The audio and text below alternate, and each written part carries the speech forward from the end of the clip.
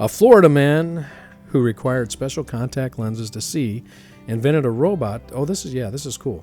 To help people with dexterity issues insert and remove their lenses. Craig Hershoff, who uses special contacts known as scleral lenses, I think I pronounced scleral lenses. That's an L, not an I. I may need scleral lenses because I cannot read the writing that's in front of me. Clairol lenses? Go ahead. Clairol lenses, they're color changing. Said he invented his voice-activated robot to help elderly patients and others with dexterity issues insert and remove their contact lenses without another person's assistance. We've tried the device on elderly people. I'm elderly too, and it really helps with dexterity. They've all liked it and appreciated how well it works.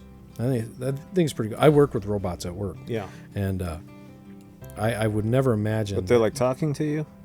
Or this one's voice activated. Yeah, Ours are not. Ours are programmed. Yours are well, that makes sense. Makes they're sense. they have this yours do what they that, do. Yeah. They have a robot control and then a PLC.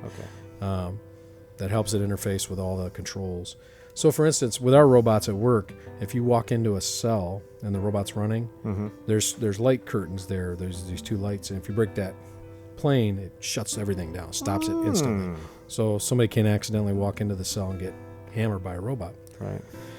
Now, these robots, they're big arms.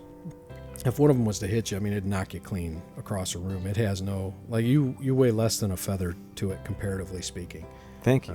It picks up. I've never been compared to a feather. Thank you. Yeah. Thank you. It could throw you around. It picks up cars. One of the bigger ones picks up cars and puts them on a different thing.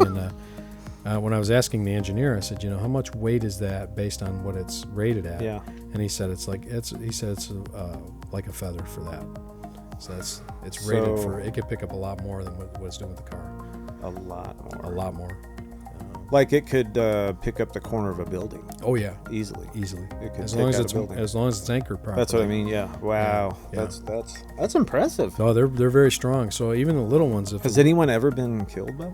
Not by Well, there probably has accidentally, been, but not in our plant. I feel like maybe one time. I've heard of an accident with it, but the accident just pinned the guy, didn't kill him, but it pinned him pretty hard. I mean, he couldn't get out until somebody went in there who was a robot expert and slowly backed it off of him.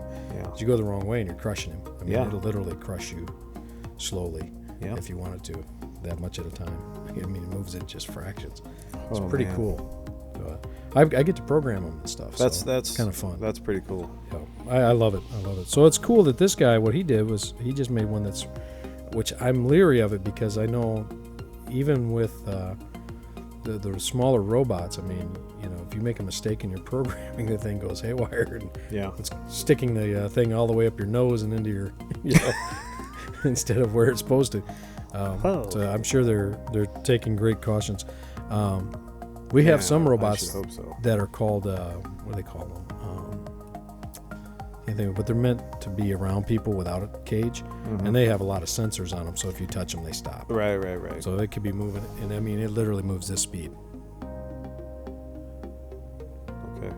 Yeah, so if you actually get hit by it, it's your own fault. Well, yeah. And if you touch it, it'll stop it, like it picks up that you touched it and says, hey, somebody's touching me. And they're pretty sensitive. That's good, though, man. Yeah, it's pretty good. The gal there, she takes a hold of it every once in a while and pulls it back out because it's. The only thing I don't like about them is that it gives you the false sense of security that the robot really doesn't move that fast, but it does.